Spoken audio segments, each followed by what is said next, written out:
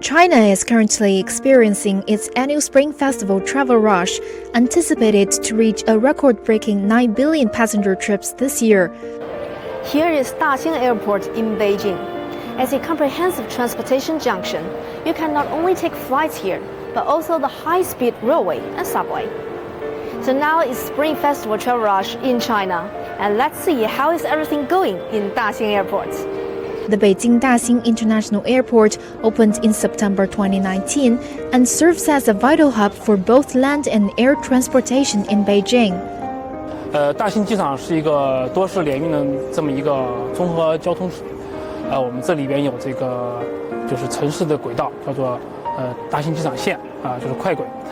同时也有高铁，就是京雄城际和京兴城际。随着这个京兴城际的开通呢，我们大兴机场正在与这个天津的有关部门正在积极的这个研究推进这个在这个天津的西站设立我们的城市航站楼，未来呢能够实现一个直机和托运的这么一个服务。The Spring Festival travel rush began last Friday, 15 days ahead of the Spring Festival or the Lunar New Year. During the 40-day travel rush, Daxing Airport is expected to handle 36,000 flights with more than 5.5 million passengers. 随着签证更加便利，部分境外目的地执行了免签政策，